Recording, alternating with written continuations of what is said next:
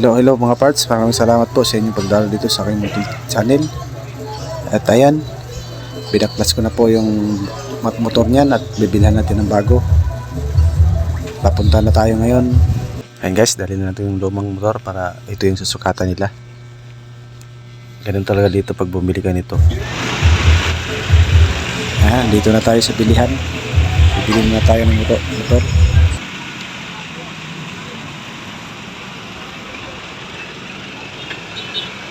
Bili po.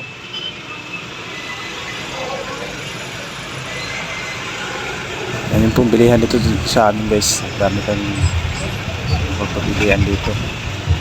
Dito sila. Ayan o. Dami silang paninda. Puno-puno.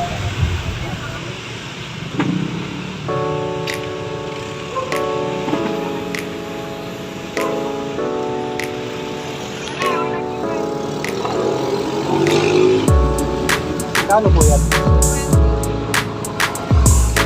Yan guys, ito yung nabili natin motor. Ano lang to, rewind. Yan, pagka ganito wala na siyang thermal fuse. Yan, titingnan natin. Ito yung mga kulay nya. Ito yung mga kulay na to, mga parts ay standard na to. Pag rewind, ganyan na talaga yung kulay nya. Ang dalawang dilaw dyan ay para sa kapasitor. Tapos yung nag-iisang green, yan naman ang common. Tapos yung matira, yung tatlo, yun sa speed. Yan, yung pula, itim at saka puti. Ang number 1 dyan ay puti. Yan, common. Yung green ng common. Yung number 1 dyan ang puti. Tapos number 2 itim. Ang pula ay number 3. Ito sa kapasitor, dilaw na yan. Tsaka guys, magsusukat tayo kung paano natin hanapin yung common. Halimbawa, hindi natin alam yung common dahil pare-pareho ang kulay nito lahat. Yun, halimbawa lang. Ang una natin gagawin dyan ay magsukat tayo ng shorted na connection sa dalawang wire. Kung makasukat na tayo ng ganun, dalawang wire na shorted, yun na yun ang naka-common. Ayan, sukatin natin. Halimbawa lang, lahat ng kulay ay pareho. Bawa pareho dilaw lahat. Kaya gagamit lang tayo ng tester para alamin natin ang common. Ayan, wala tayo ng tester. Set natin sa ohms, continuity. Yan, continuity natin.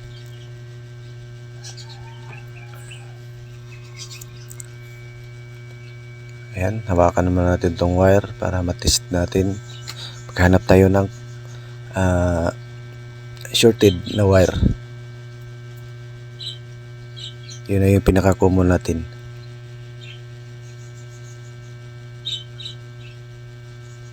Ayan.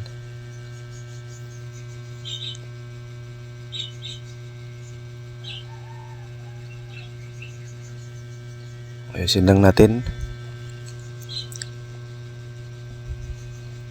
Una tayo sa itim, saka dilaw. Tignan nyo guys kung ilan ang ohms nya reading. Ayun, mayroon siyang 200 plus. Dito tayo sa pula, 496, 448. Dilaw 2749. Dilaw ulit 4232. Green 4231. 32. Puti 487. Ayan mga reading guys. Wala tayong na reading na short. Ilipat natin tong isang test probe. Lipat natin sa dilaw. Ayan. Kagulo-gulo na. Tapos itim. Mataas pa rin ang reading. Yellow. Yun, walang reading. Green. Yun, ito shorted. Itong dalawang to shorted. Ayan. Ito na yung pinaka-common natin. Itong dalawa. Ayan. Itong isang linya sa kapasitor. Itong dilaw. Tapos yung green naman sa cord natin. Rekta na yan sa plug natin. Tapos itong isang linya naman na dilaw ay sa kapares itong isang dilaw sa kapasitor. Yan, pagdikitin na natin to kasi common tong dalawang to eh. Kahit magkapalit yan guys, bawa yung green may kabit mo dun sa kapasitor, okay lang. Tapos yung isang dilaw sa common wire sa plug, okay lang. Kasi parehas lang sila. Isang linya lang yan. Sa loob, nakakonek kasi yan. Kung may thermal fuse dyan, ang thermal fuse nagmamagitan sa kanilang dalawa. Sa loob. Eh, pag naputol yung thermal fuse, putol din ng common natin. Kaya nirerekta natin sa kapasitor ang common. Ayan, okay na. Nahanap na natin ang common nya. Ngayon, maghanap naman tayo ng isang reading na mataas na lagpas sa 500 ohms. Mga 700. Ayan.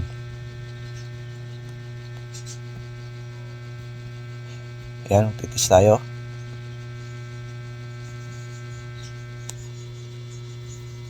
Dilaw, alam natin na ito yung sa kapasitor, kaya pahuli na natin yun. Mamaya na yun pag panghuli kung anong reading nya.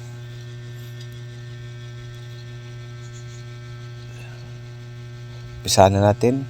Yung isang test probe dito natin lagay, naka-steady lang yun. Yung isa, lipat-lipat natin to, pula. Yan na. Ayusin ko lang kasi mahirap. Dilaw. Puti. Tsaka itim. Sa puti tayo. 4728. Hindi yan. Pinakamataas ang hanapin natin. 4224. Hindi yan. 3746. Hindi yan. Ito, dilaw. Walang reading. Kasi naka-continuity test tayo. Kailangan natin ilipat muna sa ohms. Ayan, walang reading yan. Lipat muna natin sa ohms. Kasi sa continuity tayo ngayon. Ayan, lipat na natin. Ayan na. Oh, tanggal.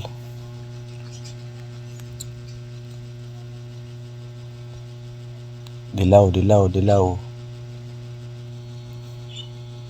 Ayan. Mahirap. Buhol-buhol na.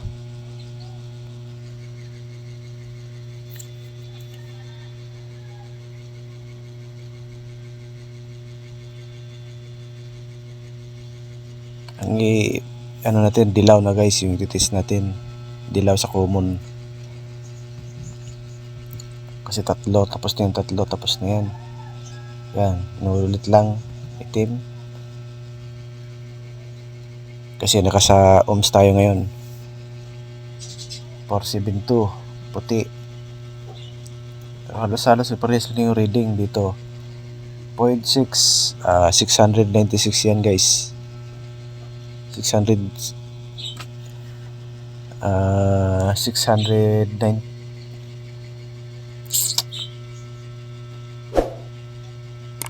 yun.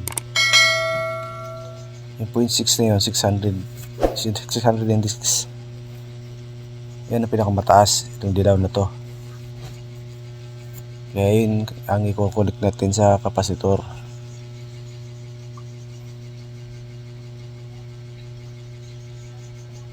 .6 key, 0.696 key.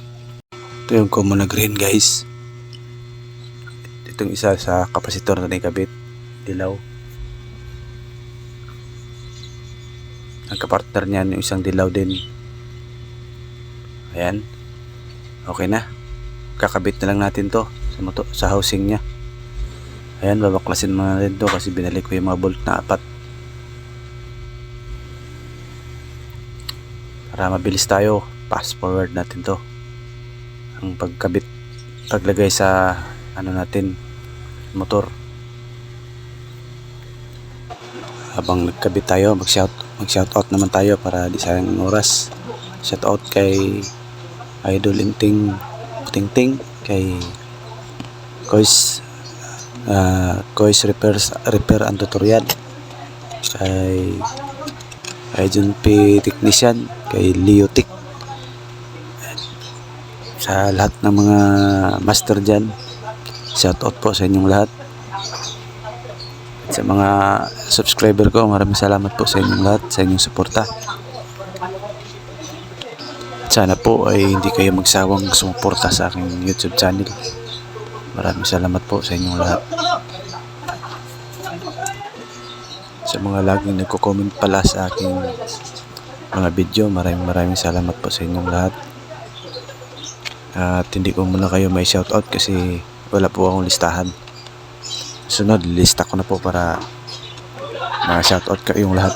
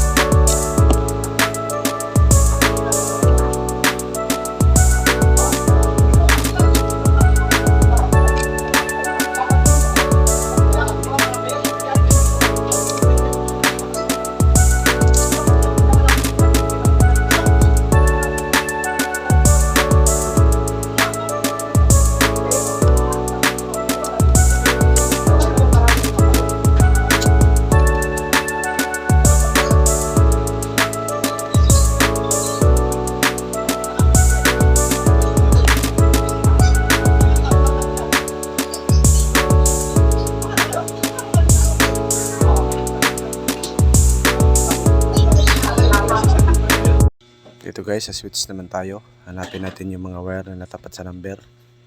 Bawa 1, 2, tsaka 3. Hindi natin babuksan yung switch. Tester na lang natin.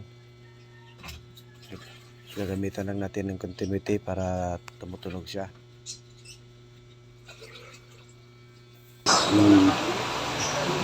Common. So, hindi naka-on to. Nagbabaser pa rin siya sa switch natin. Tingnan natin sa yung puti, common. Babaser siya kasi rekta kasi yan na dumadaan ng switch, yung common. Switch natin. Kaya kahit patay yan, kasi hindi may connection pa rin sa switch.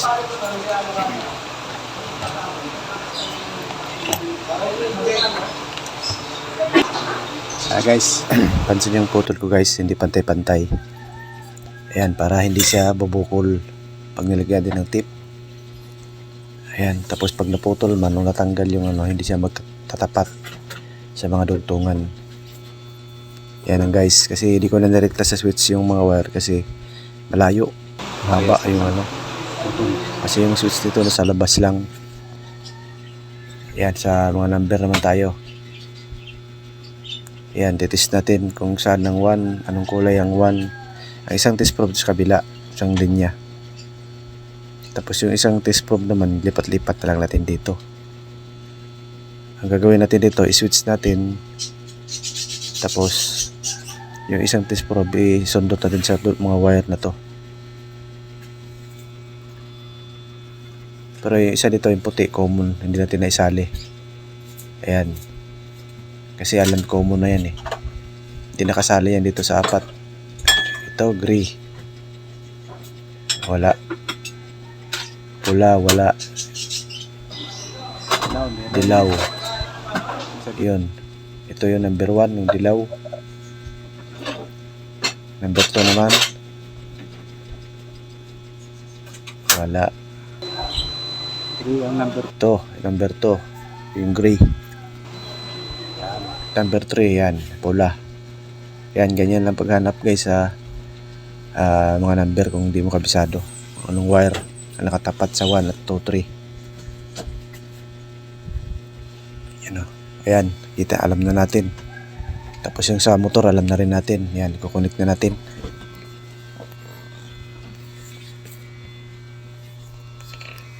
Unahin natin i-connect yung common para di tayo maligaw. Tapos pag na-connect na yan, kahit anong kulay na isusunod, okay lang.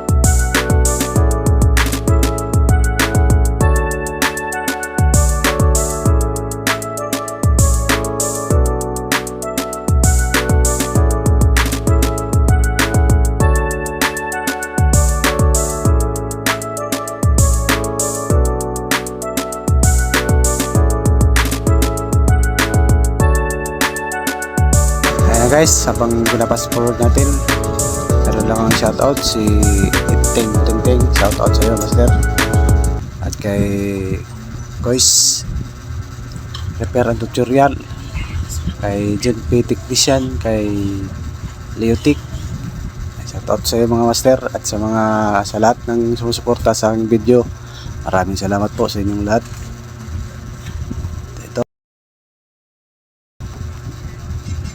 Inaayos ko muna yung mga dugtungan kasi medyo mahaba. Dito ko na lang yan dinugtong kasi hindi ko na nilagay sa switch para hindi na mahaba yung lalagyan ko ng electrical tape. Yan, pwede naman dito kasi hindi naman magalaw yan sa loob. Saka may ano naman siya dito sa ulo, may lock. Nakadikit lang yan sa ulo. Tapos ang ipitan ko dyan, ipitin ko yung may balot na puti para matibay. Yan, kahit di na hinangin, okay na yan. Basta maayos lang pagkapulupot. Tapos lagyan natin ng tip yan isa-isa. Saka natin lagyan lahat. Yan, lalagyan na natin ng tip isa-isa. Ganyan lang yung ginawa ko dyan. Hindi ko na nirikta nilagay sa switch kasi malayo, Haba yung nalagyan ng electrical tape. Konti lang itong electrical tape ko.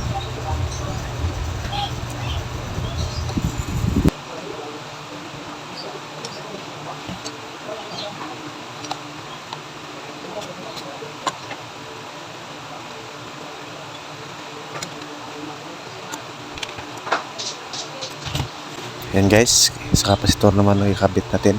Ito yung dalawang dilaw na to. Dito nakakonek yung kapasitor. Babalik ko lang yung kapasitor niya kasi bago to, bagong palit. Ito nga pala guys yung ni-repair ko nung nakaraan na hindi ko na-repair.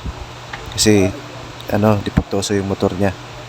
Pinalitan ko na ng kapasitor to at saka bushing, mabagal pa rin. Tapos yung motor niya mabilis mag-init. Konting andar lang mainit na. Nirekta ko na, ganun pa rin, umaandar siya pero mabagal. Ano guys, check na natin to, tapos na natin ikabit lahat. Check pa na natin bago natin isaksak para sigurado tayo, baka pumutok to.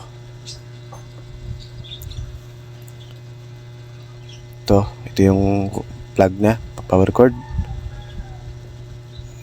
Titingnan natin yung continuity niya kung tama na. Switch natin. Ayan, number 1. Number 2. Number 3. Ayan, ayos na. Okay, ulitin lang natin. Ayan. Okay. Okay. Okay.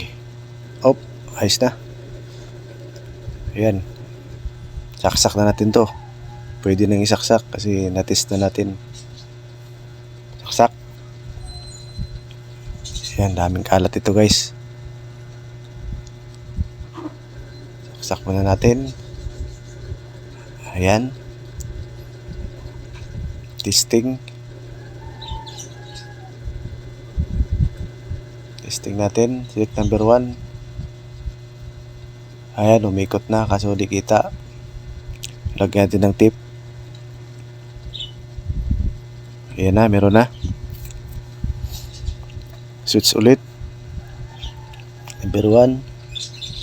Ayan, mabilis na siya. Number 1 pa yan. Number 1 pa lang. Number 2, yun, patuloy na. Number 3, napakabilis. Yun lang palang diferensya. Motor lang pala talaga. Kumpirmado na guys. Yan, ayos na to.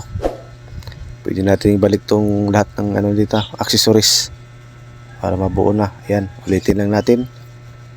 Yan, ayos na, mabilis na. Yun, good. Yan, babalik na natin.